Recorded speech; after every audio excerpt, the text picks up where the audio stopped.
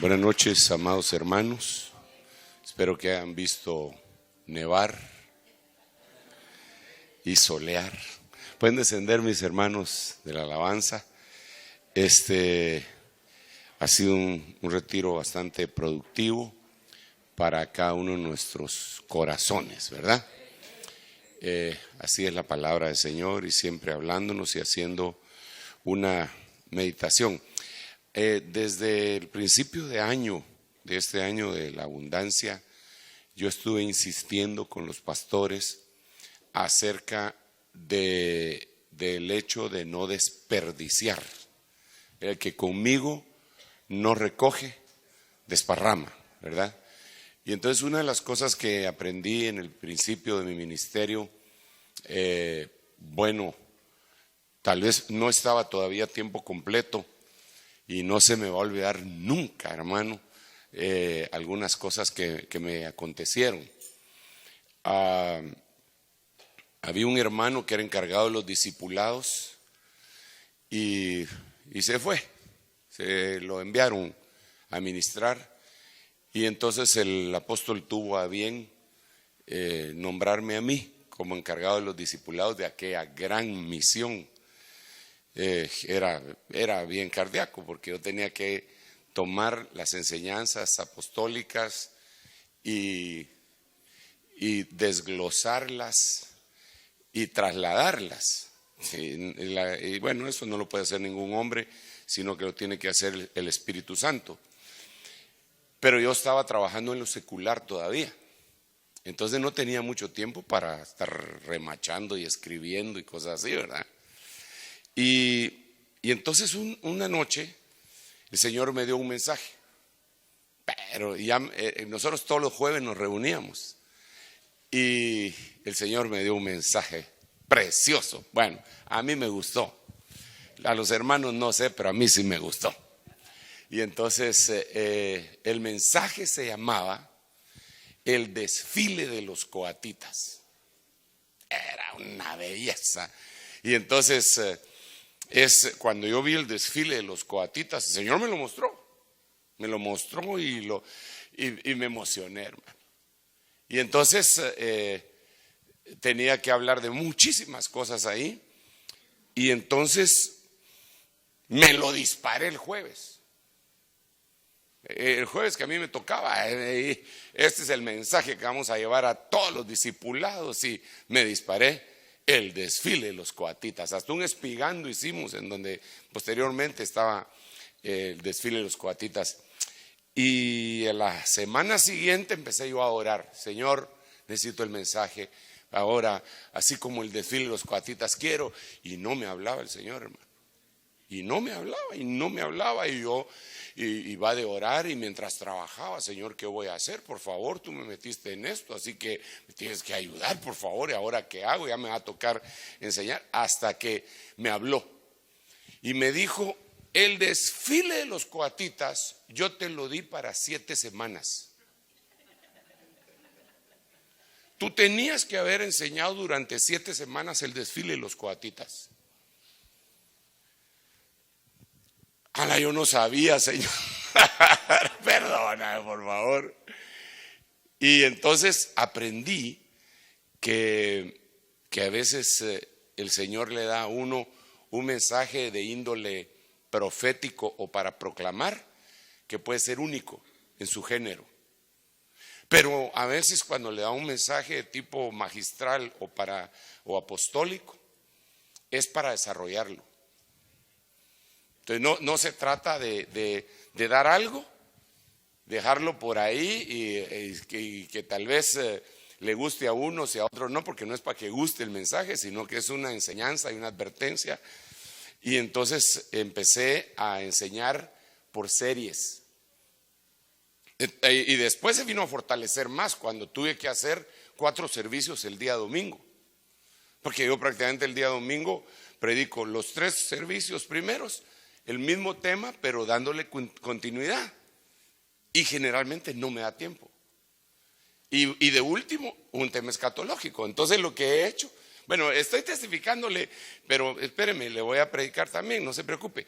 Entonces lo que he hecho es que como tenemos una revista que se llama Rema, entonces en esa revista desarrollamos el tema que se quedó pendiente. Por ejemplo, los lazos de la muerte, que lo empecé a predicar en retiro de verano, no lo hemos terminado de predicar, porque los lazos de la muerte tienen una continuación con los lazos de la vida, porque así como los lazos de la muerte arrastran al cristiano y además a los paganos, al cristiano hacia la tierra, hay unos lazos que te suben. Por eso es que dice la Biblia con tanta claridad en el Salmo 2, ¿por qué se amotinan las gentes y los pueblos piensan cosas vanas? Lo ha leído, pero dice que ellos dicen: rompamos sus coyundas, rompamos sus lazos. Entonces Dios también tiene lazos. Esos lazos, entre paréntesis, no es el tema, pero esos lazos son los lazos de misericordia. Se recuerda que la Biblia dice en Jeremías: con lazos de amor y de misericordia. Entonces hay lazos de Dios y hay lazos del diablo. Entonces Dios está jalando y el diablo está jalando para abajo. Claro que es un lenguaje simbólico, porque si fuera solo así, Dios es el que gana. O sea, el diablo no le aguanta ni el primer round al Señor, ¿verdad? Pero nosotros somos los que decidimos, al final de cuentas, aquí en dónde vamos a poner nuestro peso. Entonces necesitamos definitivamente dar continuidad a los mensajes que damos, hermanos pastores, porque este es un retiro pastoral, pero son bienvenidos todos los hermanos que nos honran con su presencia y que no son pastores. Pero les quiero decir lo siguiente: nosotros tenemos que tener bien claro, que el hecho de predicar un mensaje una vez no quiere decir que ya todos lo entendieron. Y es que tenemos esta presión a veces, ¿ah? Porque nos echamos un mensaje y digamos a la semana volvemos a hablar del mismo mensaje, y algunos de los discípulos que estaban poniendo atención y que apuntaron dicen: repitió el mismo mensaje, ¿verdad, hermano? Y como diciéndole a uno, como que ya no tiene parque, ¿va? Como que se le acabó, ¿verdad?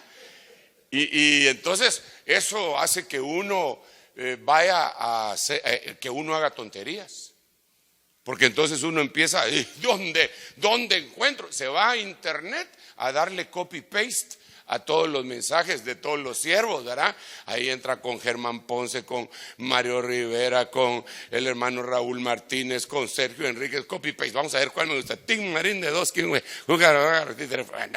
y ese no es el punto. Nosotros deberíamos de tener el fluir y decir: ok, lo que necesita la iglesia es lo que Dios me va a dar a mí. Porque esa es otra cosa bien interesante. La iglesia en general necesita las mismas cosas, pero también hay cosas muy particulares que la iglesia necesita. Déjeme explicarle de esta manera. Ya estoy predicando, no se preocupe. La voluntad de Dios. ¿Cuál es la voluntad de Dios? Sí, así es, pero ¿cuál? Entonces, la voluntad de Dios, dice 1 Tesalonicenses capítulo 4, es nuestra santificación, que os apartéis de fornicación. Esa es la voluntad de Dios para todos, para todos, para todos, para todos. La voluntad de Dios es esta: que haciendo el bien podamos vencer el mal. Pero esa es la voluntad de Dios para todos. Pero hay voluntad de Dios que es individual para cada uno de nosotros. Entonces yo puedo predicar la voluntad de Dios en general para toda la iglesia, pero el único que puede averiguar cuál es la voluntad de Dios para su vida es el hermano que va definitivamente a ser guiado por el Espíritu Santo. Por ejemplo,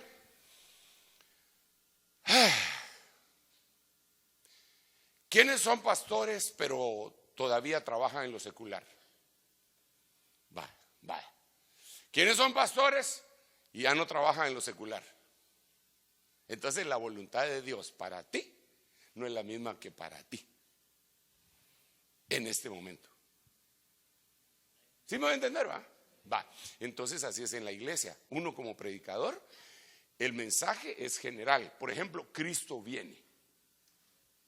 Pero hay algunas cosas que el Espíritu Santo quiere dar dentro de la iglesia que no atañen a otra iglesia, o por lo menos en ese momento, sino que le sucederá después. Por eso es que el apóstol Pablo decía, esto es interesantísimo, hermano, hombre, bien interesante, sobre todo para los que nos toca predicar. Digamos, el apóstol Pablo escribe cartas y algunas quedaron en el canon bíblico, pero hay otras epístolas que Pablo habló que no quedaron.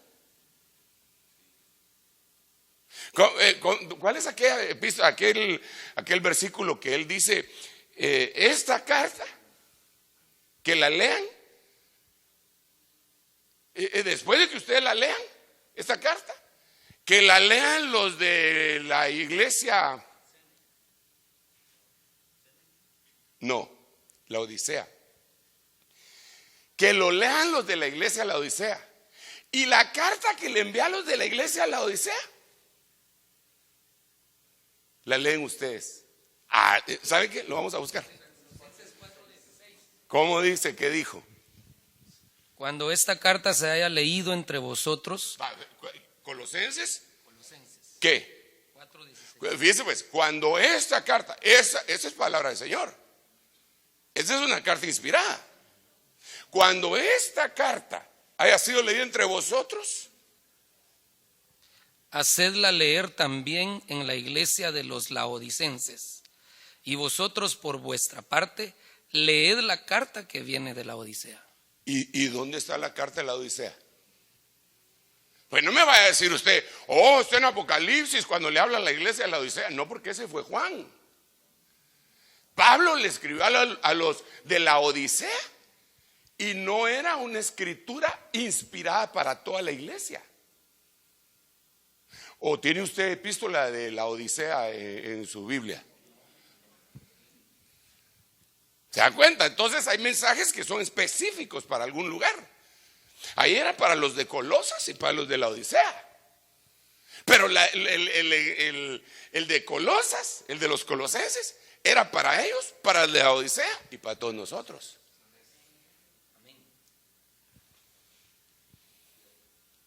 ¿Dónde estará esa carta de la Odisea, muchachos? Ay, perdón, hermanos. ¿Dónde? Entonces, debemos estar muy listos en esto, porque hay necesidades dentro de la iglesia que usted pastorea.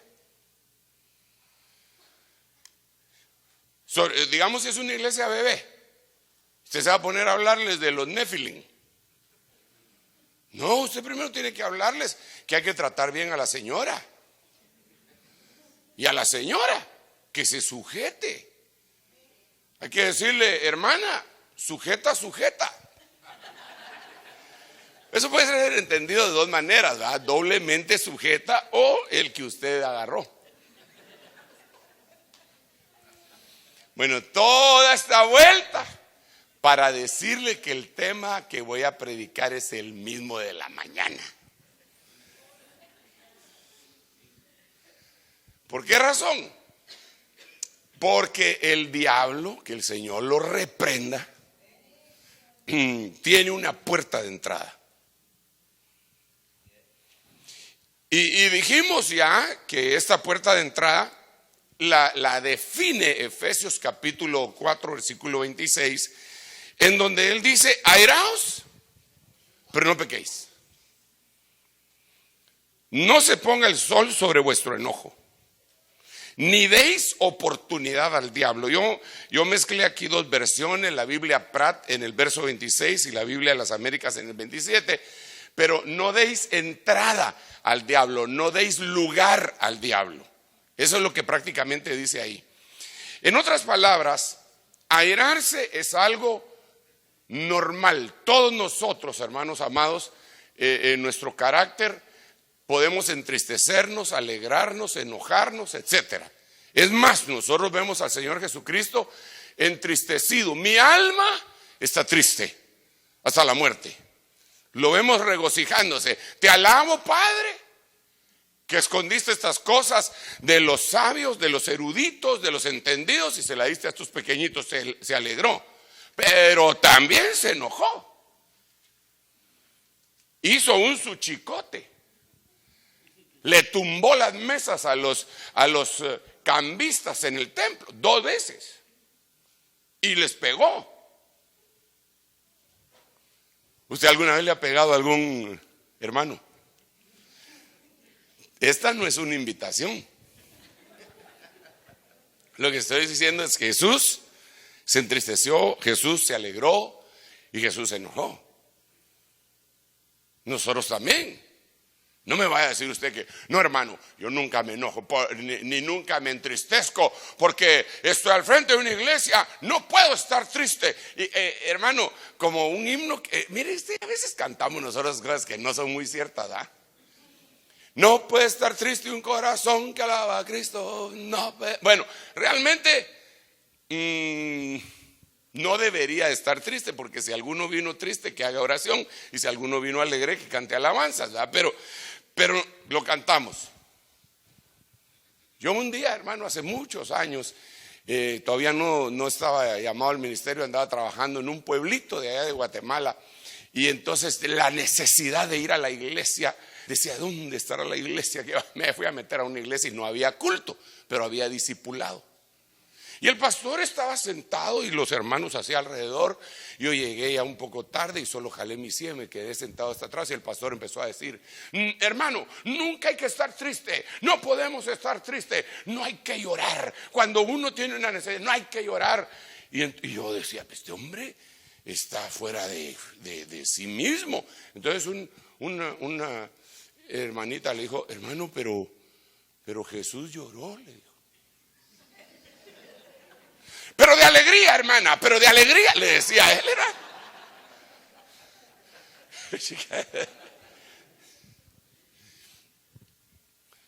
Dice Pablo que Dios, que consuela a los deprimidos, nos consoló con la llegada de Tito. Amén, dice Tito. El único amén que se oyó fue el de Tito, ¿eh? O sea que Pablo se había deprimido. Pero el asunto aquí va más allá. Porque si uno permanece enojado, puede perder muchas cosas. Y por eso yo le pongo a esto a la puerta del diablo. Digamos, el hombre más manso, y aquí lo tengo, el hombre más manso de toda la tierra, Moisés, está reportado que por lo menos se enojó 8 veces.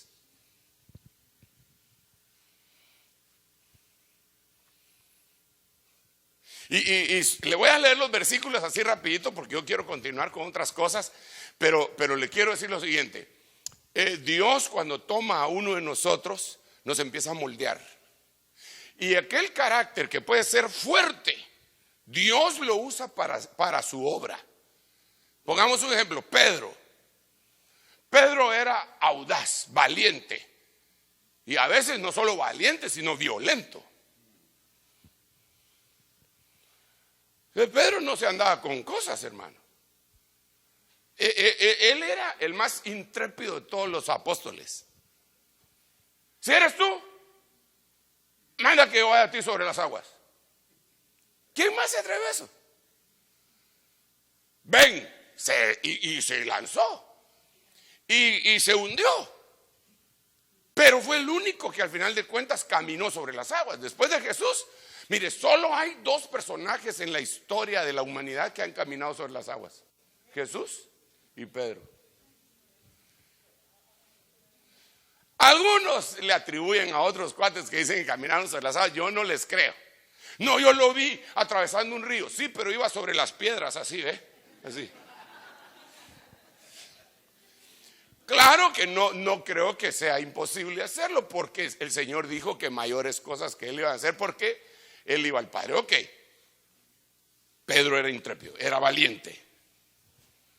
¿Quiénes dicen los hombres que soy? ¿Y ustedes quiénes dicen? Tú eres el Cristo, el Hijo del Dios viviente. No te voy a negar. Ay, Pedro. me vas a negar. No, si es necesario, voy a la cruz. Pero Pedro, hermano, como dicen en mi pueblo, cuando él dijo voy a la cruz, he really means it. Él de veras lo estaba diciendo en serio. Y cuando vino el problema, sacó su espada y tiró a matar. Él no disparó al aire. Él le lanzó el espadazo al pescuezo del sumo sacerdote.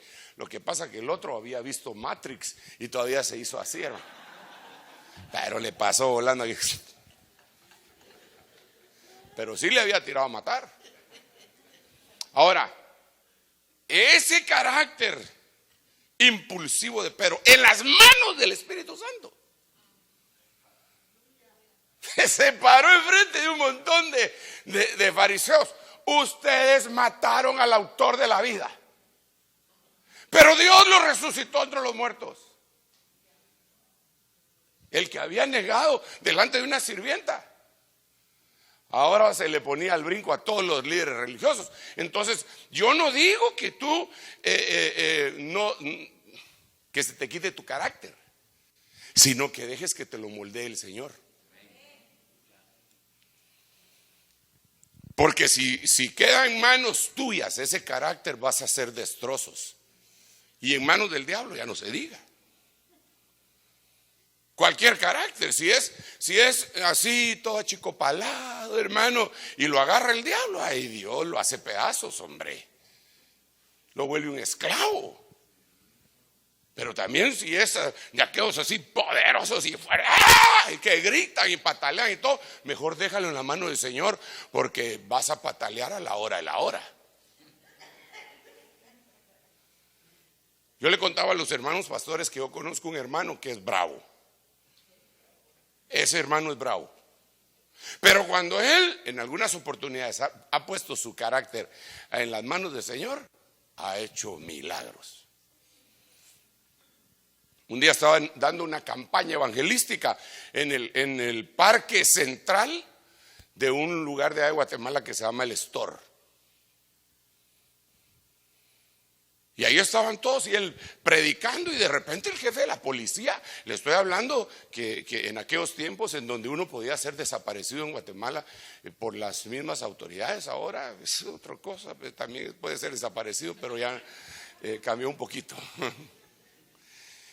Y entonces el jefe de la policía, se calla, empezó a gritar desde abajo, esta actividad no está autorizada, y empezó a amedrentarlo aquí en el púlpito predicando. Yo no sé qué hubieran hecho ustedes, hermanos, o qué hacemos nosotros si cuando estamos predicando en la iglesia un hermano empieza a hacerle caras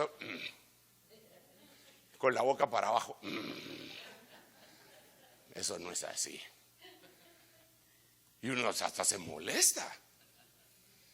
Y ahí imagínense que el jefe de la policía llegue y le diga así, y usted está predicando a media campaña.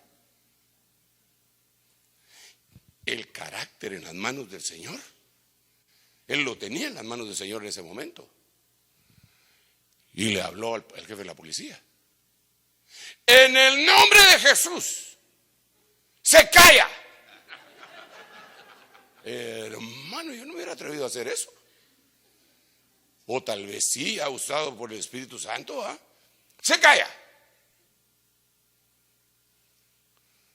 Yo soy un siervo de Dios, estoy hablando la palabra de Dios, usted tiene que respetar. Y se achicopaló el jefe de la policía, se quedó callado.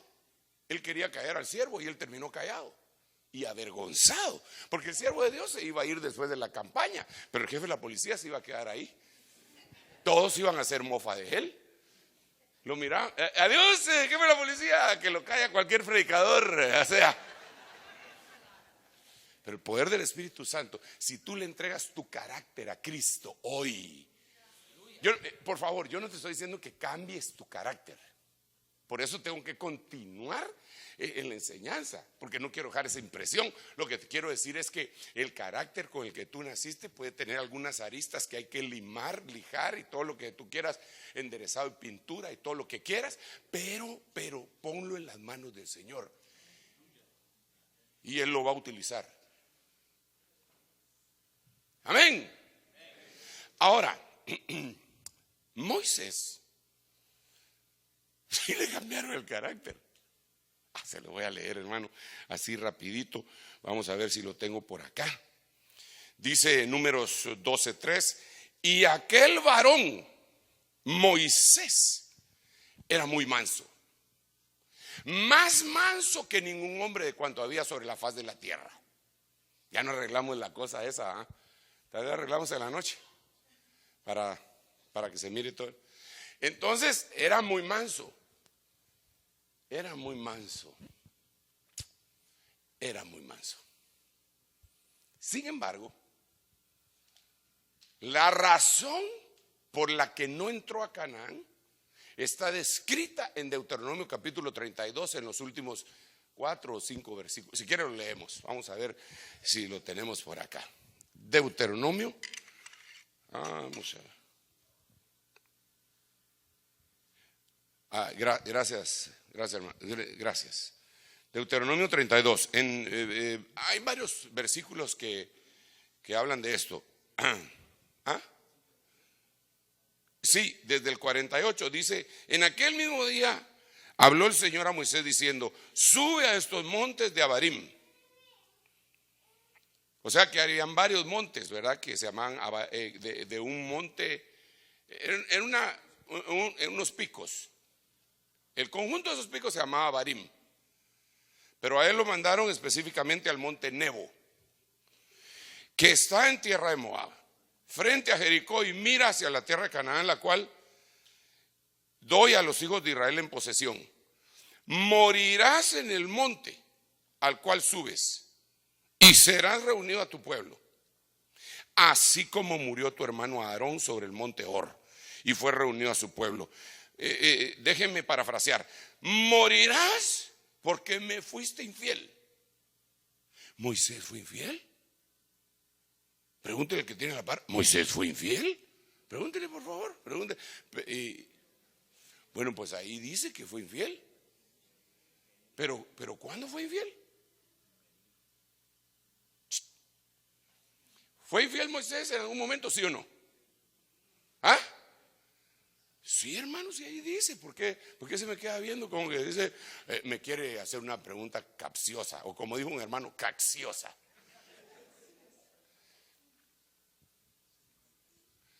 Ahí en el verso 51, me fuisteis infieles.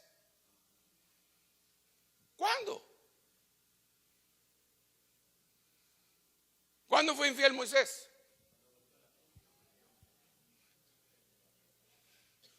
Fue infiel cuando Dios le dijo que le hablara a la roca y en vez de hablarle la golpeó. Ahí fue infiel. Ahora la pregunta, porque yo sigo preguntando. ¿Y por qué fue infiel? Por haber golpeado la roca. Porque no obedeció. Muy bien. Me voy a preguntar yo mismo porque ya me di cuenta que usted no me quiere contestar. Entonces no hay problema. Voy a hablar con mi amigo imaginario. Entonces, está bien. ¿Por qué fue infiel? Porque golpeó la peña. ¿Por qué golpeó la peña? Porque se enojó. Y a eso le llama el Señor ser infiel. Lo que pasa que el Señor a él sí ya le había cambiado el carácter. Porque el versículo que le leí dice que era el más manso de toda la tierra. Y ahora él se enojó, golpeó la roca. Y eso le impidió entrar a Canaán. Ahora, eso es bien tremendo. Porque, mire pues, que Dios nos ayude, nos guarde, nos ayude de veras, hermanos. Porque dice, cuando se destruye Jericó, Josué pronuncia una maldición. Y dice, maldito el hombre que reconstruya Jericó. Sobre su hijo mayor pondrá sus cimientos y sobre su hijo menor las puertas. O al revés, no recuerdo exactamente el texto.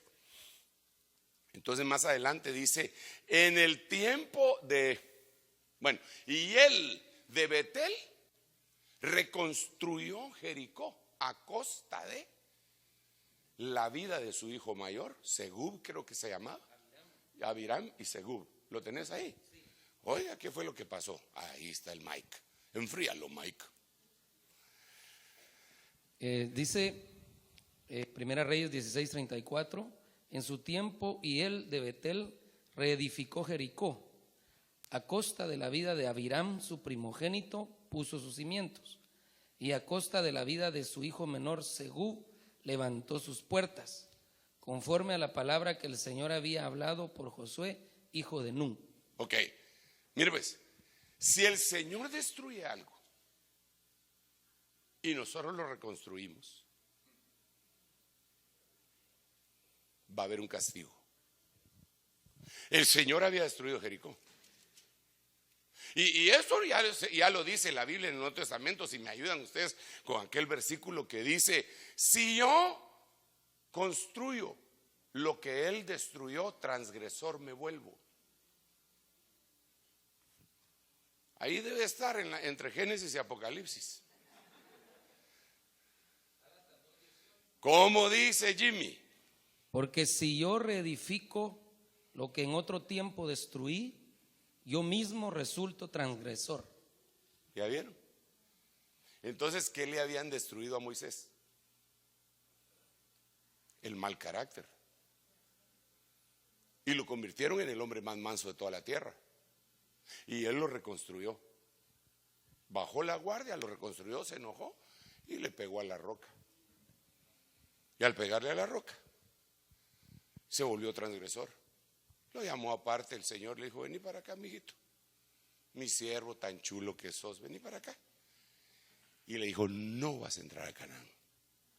Ya que me están ayudando, hay otro versículo que dice que Moisés murió y que le rogaba al Señor, y el Señor le dijo: basta ya, basta ya, no entrarás. No sé si, ¿cómo lo podríamos buscar? Es de Jimmy, ahorita está, pero puchica, hat trick. O sea, no, entonces no, anulado el gol.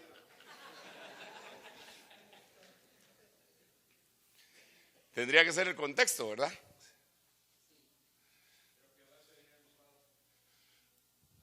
Apareció Neymar. No, Deuteronomio 3:26. ¿cómo dice? Pero el Señor se enojó conmigo a causa de vosotros y no me escuchó. Y el Señor me dijo: basta, no me hables más de esto. O sea que él se puso a suplicarle al Señor: Señor, por favor, déjame entrar a Canaán. Señor, como cuando su hijito, un muchachito, ¿verdad?, le estaba a decir a usted: sí, papi, yo quiero un helado, un helado de fresa. Sí, por favor, aunque sea de chocolate, pues señor, vaya pues, aunque sea de vainilla. Y de repente: basta ya, no puedes. Estás sentenciado que todo este día no te doy helado porque te portaste mal. Basta ya. Ahora me imagino a Moisés. Moisés, hermano. No le estoy hablando de Sergio Enríquez. Estoy hablando de Moisés, el más grande representante de la ley, el hombre ejemplo en Israel, el que abrió el mar rojo, el que le hizo caer 10 plagas a Faraón. Tremendo hombre de Dios. No, a mí eso me pone en qué pensar. Y él habla, el Señor dijo de Moisés, cuando le habló a Aarón y a María, les dijo: cuando haya algún profeta en Israel, yo le hablaré por medio de sueños o de otra manera, pero con mi siervo Moisés le voy a hablar cara a cara.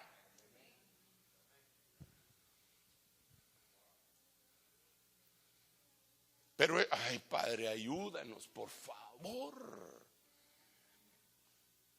Cara a cara: Señor, yo soy tu amigo, Señor. Por favor, déjame entrar a Canaán. Silencio. Papito, no seas así. Es que aquellos me enojaron, Señor. Se me subió el mosh. Señor, por favor, a saber cuántas veces le rogó. Hasta que dijo, ¡basta ya!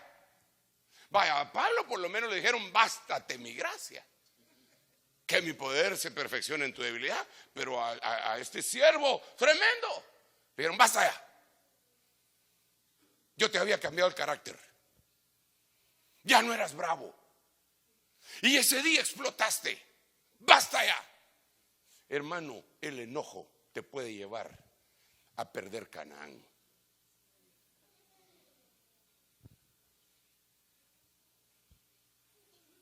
El enojo te puede llevar a perder Canaán.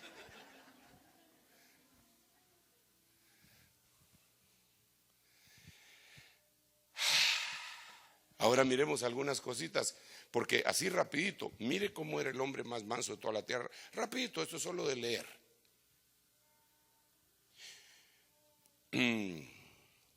Esto lo leímos en la mañana. Éxodo 32:19. Se enojó, rompió el mandamiento, quebró las tablas de la ley. Miren Números 16:15, también lo vimos en la mañana. Se enojó y prácticamente maldijo al pueblo, porque a los que estaban feos no les aceptes su ofrenda, no se las aceptes, que su semilla no sea productiva, que solo inviertan pero que no tengan nada a cambio. Eso es lo que le está diciendo ahí. Esto fue lo que hizo, mire. Moisés levantó su mano y golpeó la peña 2 veces con su vara y brotó agua en abundancia. Pero no era conforme a la voluntad de Dios. Dios le había dicho que le hablara. La primera vez sí le había dicho que la golpeara. Esto tiene significados varios, diversos. Solo le voy a decir uno así rapidito. Dios le habló la primera vez a Moisés y le dijo que golpeara la roca y salía agua. La segunda vez Dios le dice que le hable. Dios puede cambiar estrategias. Es el único que puede cambiar estrategias. Nosotros no. Solo tenemos que usar estrategias humanas. Pero Dios sí puede cambiar estrategias y puede decir, ok, yo dije en el pasado que lo hicieran de esta manera, ahora para este tiempo lo vamos a hacer de esta otra. Y cuando uno sigue necio en la tradición, le puede venir el zapotazo.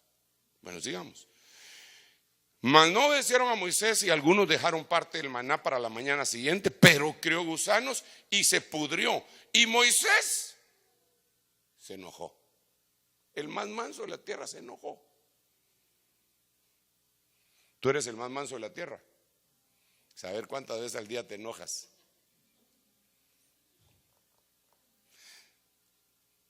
Levítico 10:16. Y Moisés preguntó con diligencia por el macho cabrío de la ofrenda por el pecado, y aquí que había sido quemado, y se enojó con Eleazar e Itamar, los hijos que le habían quedado a Aarón. Ahora se imagina cómo se pusieron los hijos de Aarón. Si los otros dos, ¿qué les había pasado? Les había caído fuego del cielo. Y estos dos, cuando le dijeron, ¿cómo hiciste? Vamos a ver. Disculpe, es como que aquellos ofrecieron mal el sacrificio y les cae fuego del cielo. Ahora vengan los otros dos. A ver, ¿cómo ofrecieron ustedes el sacrificio? No, pues hicimos esto y esto. Y se va enojando. Yo digo que ellos han de haber dicho, ahorita me cae fuego del cielo a mí también. Los asustó. Hermano pastor, tú no puedes gobernar a la iglesia de esa manera. Es tan bravo que es. Todo el mundo le tiembla. Si el pastor, una de las acepciones del pastor, de las traducciones del pastor en el idioma hebreo, es amigo. Pues, pero yo conozco pastores, hermano, que las ovejas le tiemblan, pero le tiemblan. Claro, tampoco es como para que hagan mofa de él. Pero hermano, mire, yo conocí una iglesia. Ay, checatay. El pastor era un buen predicador. Y a veces se bajaba del púlpito, así como yo hago. Es que a mí no me gusta estar arriba de la plataforma porque siento que estoy muy lejos, ¿verdad? Entonces, si alguien se me está durmiendo, aquí lo puedo despertar. Despiértate tú que duermes y levántate entre los muertos, te alumbrará Cristo. Pero desde allá, hermano, solo que tuvieron un tridente, ni que fuera el diablo, vamos a hacer reprende, ¿no? Jesús. Pero este pastor se bajaba, su iglesia algo grandecita, y entonces empezaba a caminar mientras predicaba, empezaba a caminar así como estoy caminando, se metía entre las filas y toda la iglesia tenía que voltear, se tenía que voltear completamente a donde él estaba, porque hay de aquel que tuviera tortícolis.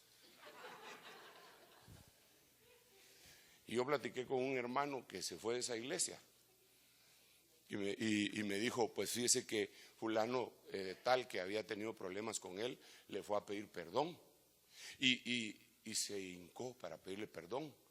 A de veras, le digo, sí, y lo pateó. No te puedo creer, le digo, lo pateó, yo estaba ahí.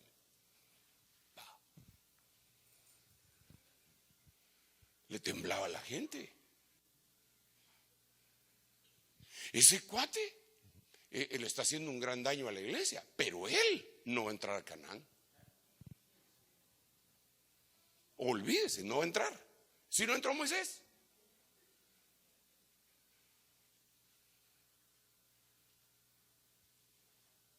Manejar a la gente, manipular a la gente, utilizando el miedo, es uno de los pecados más grandes que puede cometer un pastor. Si te vas de aquí, te va a caer la maldición de Tutankamón. Ese pastor que te digo, llegó a la iglesia una hermana, a la iglesia que pastoreaba mi pastor, porque le gustaba cómo predicaba mi pastor. Es mi pastor, predicaba bien chilero, ¿eh? Entonces, y él predicaba y la hermana estaba necesitada y llegaba a oír y toda la cosa, y se quedó en la iglesia. Y entonces le dijo este pastor, te va a salir cáncer en los pechos. Y entonces ella siguió llegando. Y un día se fue a despedir de mi pastor y le dijo, pastor, me voy de regreso a la otra iglesia. ¿Por qué? Le dijo, porque me salió cáncer en los pechos. Y se regresó. Y se curó allá.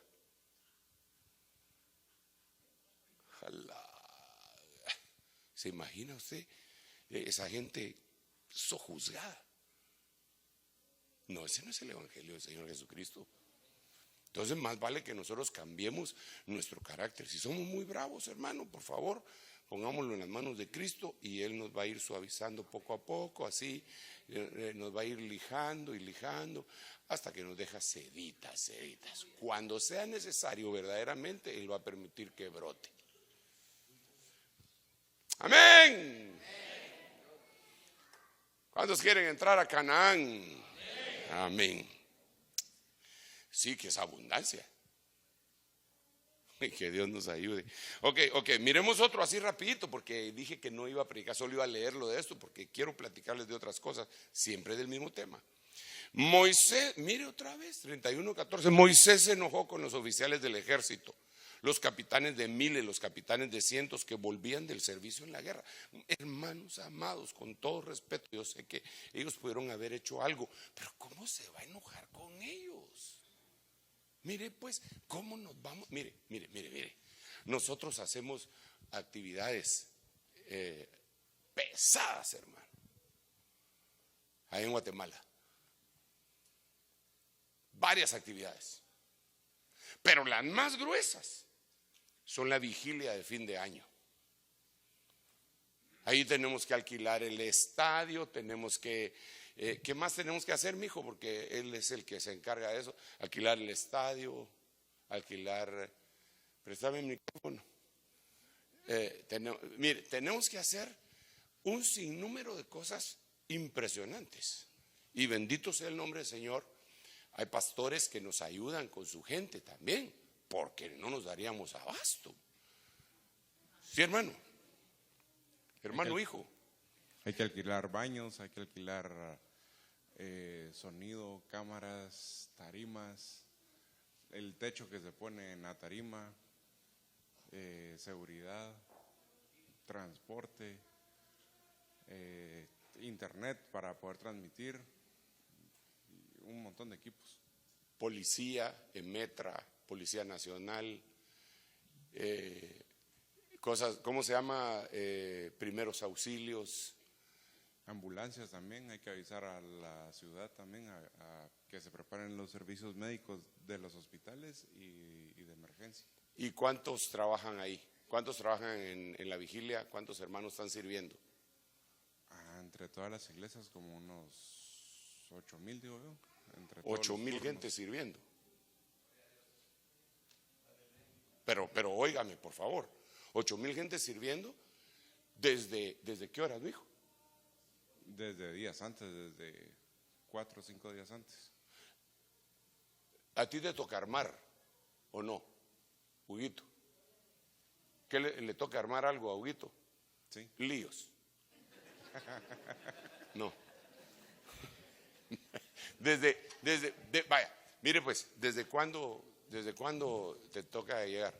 Porque a veces me mandan ustedes fotos de días antes. Sí, bueno, el montaje regularmente se hace 7 días, 6 días antes del evento. Imagínese usted. Y entonces el evento empieza, gracias hermanos, el evento empieza a las 3 empezamos este año. A las 3, ¿verdad? Oramos 1 hora con todos los pastores y a las 4 empieza la alabanza. A la 1 de la mañana estamos siguiéndonos y llegó un gential, desde luego, a 40,000 gentes y no sé cuántos se conectaron en internet, miles de miles, va. Pero la gente, el 31 de diciembre, hermano, el 31 de diciembre yo andaba chupando. Y habrán algunos que no chuparan, qué sé yo, pero se iban con su familia o a la playa. El día siguiente es feriado. Y nuestra gente lo que está haciendo ahí es sirviendo. Y hermano, y el día siguiente, el 1, empiezan a desarmar. Vaya, ellos regresaron de la guerra. Hicieron un esfuerzo. Supónganse que yo el día lunes no los miro en la iglesia. Bueno, muchachos, ¿qué pasó? No, hermano, es que estábamos bien cansados, me quedé dormido. ¿Cómo así que? ¿Cómo me voy a enojar contra los capitanes y contra los jefes de cientos? Que derramaron su vida ahí para servirle al Señor y para que el mensaje, porque a mí lo único que bueno, sí es una cosa importante lo que a mí me toca. Me toca lo espiritual y proclamar y todo eso. Pero sin la ayuda de los demás, ¿dónde?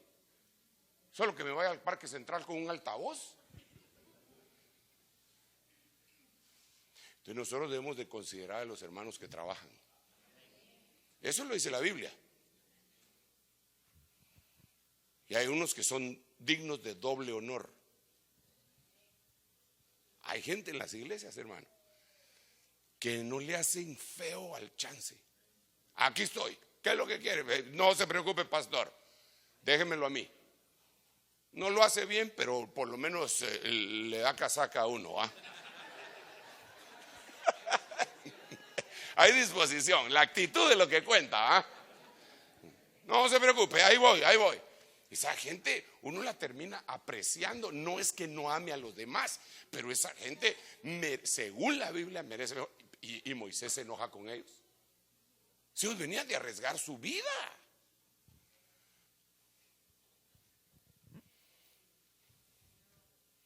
Mi hijo Sergio siempre me dice después de que la actividad, papá, ¿será que podemos invitar a los hermanos a una carnita, que podemos ir a algún lugar, a algunos son un montón?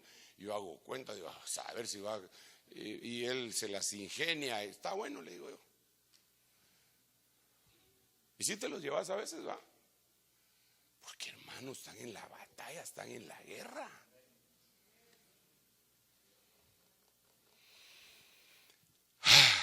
Dije que no iba a predicar de Moisés. Y hoy no hay luz, no miro luz ahí. ¿Cómo voy? No te lo puedo creer. 50 con S o con C. Con S. Va, mire cómo era Moisés al principio. Solo estos dos les leo y entonces ya empiezo a predicar. No se preocupe. Éxodo 2:16. Y el sacerdote de Madián tenía 7 hijas, las cuales fueron a sacar agua y llenaron las pilas para dar de beber al rebaño de su padre. Entonces vinieron unos pastores y las echaron de ahí. Pero Moisés se levantó y las defendió y dio de beber a su rebaño. Se enojó. Cuando él vio la injusticia, se enojó. Él así era, hermano. Impetuoso. Y no era un pastor. Eran varios pastores. Y a todos se les puso al brinco. Yo imagino que les pegó. Y mire lo que había hecho antes. Entonces miró alrededor, cuando vio que no había nadie, mató al egipcio. Este es el carácter de Moisés. Ese carácter que tal vez algunos de los hermanos tienen y que Dios lo quiere moldear. Si tú no dejas moldear ese carácter, te va a conducir a la muerte. Si tú no dejas moldear ese carácter, le vas a abrir la puerta al pecado, al diablo. Bueno, ahora miremos otra cosa. Ya salí de Moisés. En su consejo no entre mi alma. A su asamblea no se une mi gloria. Porque en su ira mataron hombres. Y en su obstinación desjarretaron bueyes. Maldita su ira porque es feroz. Y su furor porque es cruel. Los dividiré en Jacob y los dispersaré en Israel. Note usted que aquí está hablando de Simeón y Leví. Pero note que estos cuates eran bien bravos. Usted sabe la historia. No tengo por qué repetírsela porque supuestamente usted hasta ha predicado de estos dos que engañaron a aquellos, al rey, ¿qué? Al príncipe Amor o al rey Amor. Y hicieron que se circuncidaran y los mataron. Bueno, la cuestión está que la ira, mire lo que hace la ira, mata hombres. Y desjarretaron bueyes. A ver, écheme una mano. Yo sé que a usted, estando aquí, ya se le olvidó el español y no ha aprendido el inglés. A la gran, o sea que o sea, no, estoy bromeando. Es solo para ver si se enoja. O sea, pero según su conocimiento del idioma español, ¿qué es desjarretar? Google lo sabe todo. Google lo sabe todo. Romperle las patas. Miremos qué dice Google. O como dice mi hermana, Woody. ¿Qué dice Woody? Dice Google. ¿Lo tenés ahí? ¿No tenés internet? Sí. ¿Qué dice? Desjarretar según el diccionario de la Real Academia Española o Wikipedia. Cortar las piernas de un animal por el jarrete, parte posterior de la rodilla. Tremendo. ¿Ah? De la rodilla hacia abajo. Ahora, mire pues, mire lo que hace la ira y la obstinación. Según la Biblia, ¿qué son los bueyes? Ministros. La ira y la obstinación de los que están encima de ministros les cortan las patas a los bueyes de la rodilla hacia abajo. Apliquemos la Biblia. ¿Qué les quitan?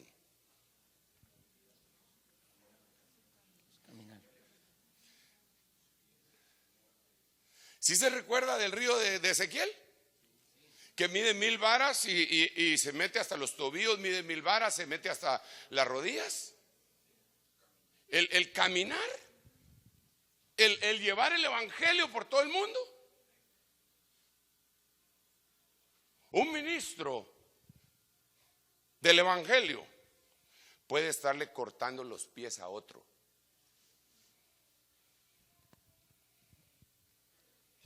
No, ahí no vas. ¿Por qué? Va. Ya estoy yo. Cuán hermosos son los pies, los hacen pedazos. Miren pues, miren, nosotros en Guate hemos peleado, batallado y Dios ha sido bondadoso y nos queremos la mayoría. No todos, pero la mayoría de los que estamos en la misión. ¿Verdad? Aquí hay algunos que vinieron, que estamos ligados en amor, en respeto, en espíritu. Está Tito, está hermano Julito, Jimmy, está Elmer, no sé si me pasa alguien que, hermana Patti, sí, pero me refiero a que hemos entablado una especie de amistad. Se termina la actividad de pastores, nos vamos a comer, ahí platicamos, a veces bromeamos, a veces nos echamos unos remazos y a veces unos ramazos, y ahí estamos, y es bonito, es alegre. Pero lo que le quería decir es que Guatemala tiene, ¿qué población tendrá la capital? ¿Tú no sabes, hijo, qué población tiene la capital? No creo que pase de 2 millones. 1,5, pero con las ciudades satélites y dormitorios puede ser que estén llegando a 3 millones que viajan hacia la capital, ¿verdad? Ok, pero pongamos son 2 millones. Pongámosle 3. Cuando yo hago un almuerzo o desayuno para los hermanos, y cuando hacemos desayunos que a veces te toca a ti y a Elmer, 2 millones dice. 2,100,000. Va. ¿Para cuántos pastores calculas? 300, 400. ¿Ustedes también, hermanos? Va, o sea que son más o menos unos 300 pastores. 400. Entre 300 y 400. Va. Quitémosle la mitad. Y digamos que 150 vienen del interior del país. Quitémosle un poquito más. Entonces 100 son de la capital y de los lugares circunvecinos, que pueden ser tomados como 100 iglesias en una población de 2 millones. Y no nos damos abasto. Yo no comprendo por qué hay gente que se opone a que pongan otra iglesia en su población que tiene 10 millones.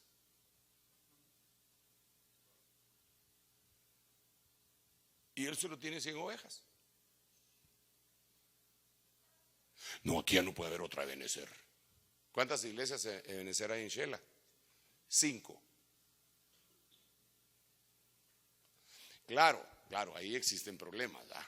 Porque hay hermanitos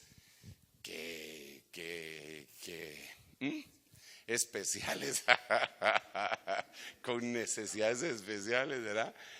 Hay hermanitos que tampoco le atinan, ¿verdad? Y quieren poner otra iglesia partiendo la que ya estaba, ¿verdad? Entonces eso tampoco, ese no es el fluir. Pero si hay 100,000 personas, 100,000 hispanos, 100,000, habría que evangelizar a 100,000, con 1,000 que se convirtieran y llegaran a la iglesia.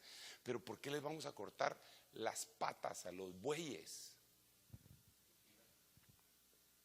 ¿Por qué los vamos a mutilar? ¿Por qué les vamos a quitar la oportunidad de que se expandan? Y eso lo hace la ira. Qué malo está eso, hermano. Muy malo. Pero no solo eso, les cortaron las rodillas. Y eso es oración. Los dañaron tanto que ya no están orando. Entonces, esos güeyes fueron muertos, pero estos, los que hicieron eso, mire lo que les pasó. No entre mi alma a su asamblea, no se una mi gloria a ellos, a su asamblea, perdón, no se une mi gloria. Maldita su ira feroz. Los dividiré en Jacob y los esparciré en Israel. Tenía un castigo. Di no al enojo.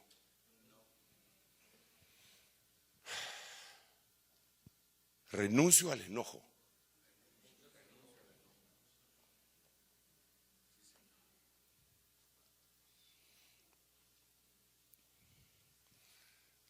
A nosotros nos tienen, Dios permite, hermano, que nos vayan poniendo seditas. ¿Sabe que yo le contaba a ustedes y a los hermanos que, digamos, a mí que me toca viajar bastante, y ahora que ustedes también están viajando mucho, gracias a Dios, en las fronteras, hermano, ahí uno se pone o sedita o sedita. Y a veces es un chiquillo el que está ahí, malcriado, mocoso, pero que tiene autoridad. ¿A qué viene? No, pues hábleme claro. No English. ¿Cómo que no English? Y le empieza a decir a uno un montón de, no sé si lo está maltratando o qué va.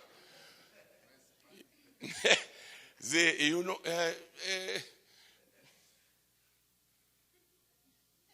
y nosotros somos tremendos, ¿verdad? Porque nosotros tenemos problemas, hermano. Usted mira a un gringo que llega a Guatemala y él no trata de hablar español, él le habla a uno en inglés. Nosotros venimos aquí y no hablamos inglés ni español. Sí, a veces hasta cuando hablamos el español al gringo le decimos, no comprende. Yo no comprende, le decía, o sea que estás en la calle, ¿verdad? Si uno debería hablar algo. No, mire, señor, disculpe, pero fíjese que yo no puedo hablar inglés, yo soy turista, que no sé qué. Y, no, le dice al otro, no Spanish, no, es que yo no English, por favor. Mire, y como hay un idioma que es el idioma mundial. Un hermano que regresó de Israel, le digo, ¿qué tal vos? ¿Qué tal te fue? Cansado, hermano. ¿Por qué cansado? Cansado en las manos de tanto hablar hebreo, me dijo. Y de veras dice que se puso malo el estómago y quería una sal de uvas picot. Y entonces no hallaba cómo hacer y llegó con el cuate y le enseña un vaso.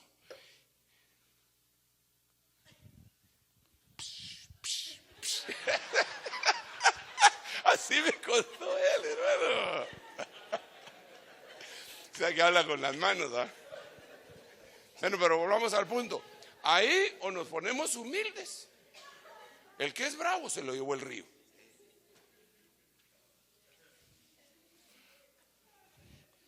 Yo conozco un hermano que cuando entró la primera vez a Estados Unidos, él iba a una entrevista con no sé quién y el cuate le empezó a hacer preguntas porque era la primera vez que entraba a Estados Unidos y entonces él empezó a contestar y de repente le dijo él al de la migración, bueno, apúrese porque tengo una cita, le dice, hermano. Ay, Dios, hermano. Todavía está en migración. Así.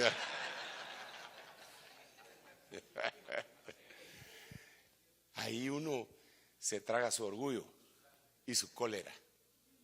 Entonces yo me pregunto, ¿por qué uno sí puede controlar su cólera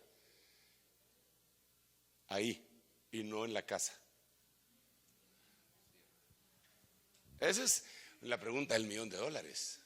¿Por qué sí puede controlar su ira ahí y no en la iglesia? ¿Por qué en la iglesia sí se pone brincón? Y es una autoridad más fuerte, pero que no es impuesta. Cualquier parecido es simple coincidencia. Salud.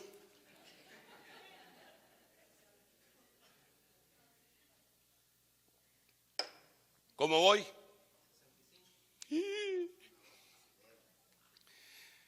Bueno, ya que lo tengo en la lona, o sea, este ya lo habíamos leído.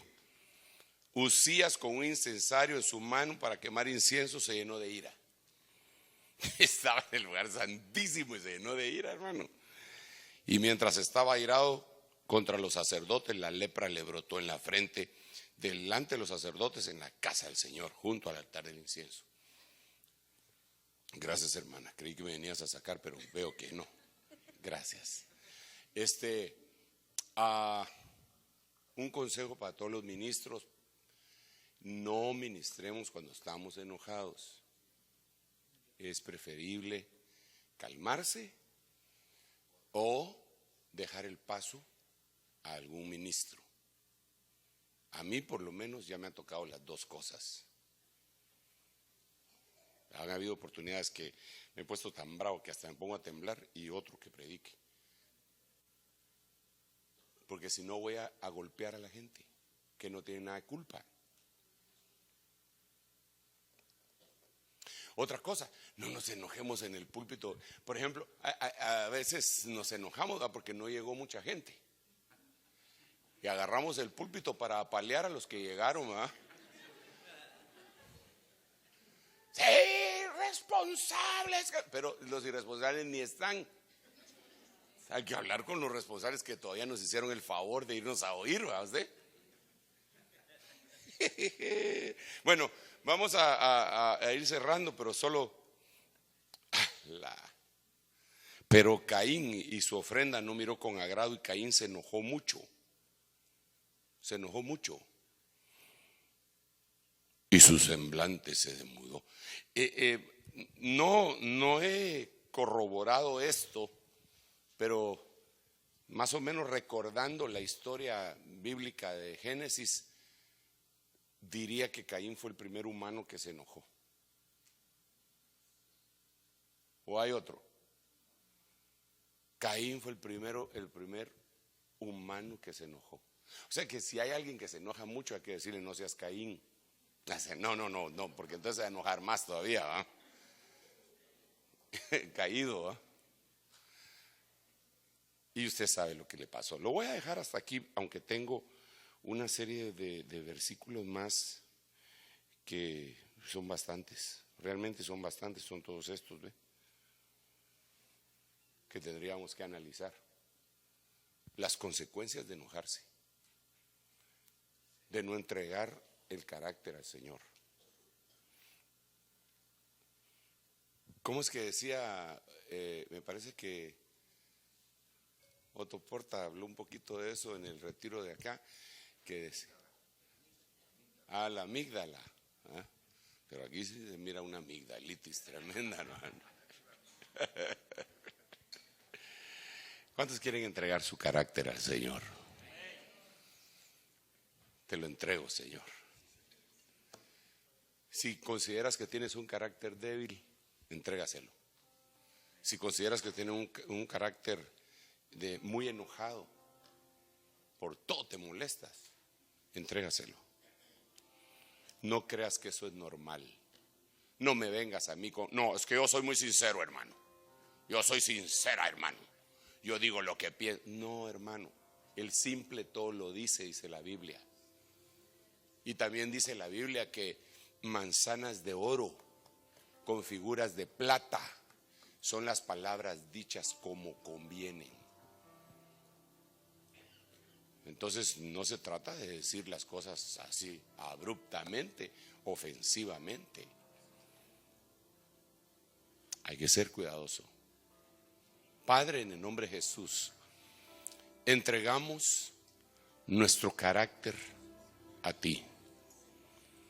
Si hemos sido acusados de tener un carácter malo, en el sentido de que quizá es débil, quizá no confronta, o quizá confronta demasiado, no importa, lo entregamos a ti hoy, Señor. Haz un milagro en nuestras vidas, para que todo monte se baje y todo collado se suba. para que el camino esté recto, aparejado. Ayuda, Señor, a nosotros tus siervos para tener un carácter apacible, para que podamos apacentar el rebaño, Señor, como tú quieres que lo apacentemos. En el nombre de Jesús, ayúdanos a ser amables, afables, amorosos. En el nombre de Jesucristo, ayúdanos a ser firmes también. Ayúdanos a ser espirituales para poder restaurar al necesitado. Nos ponemos delante de ti. Tu Espíritu Santo es el único que nos puede ayudar. Y aquí estamos, Señor. Perdona nuestras faltas.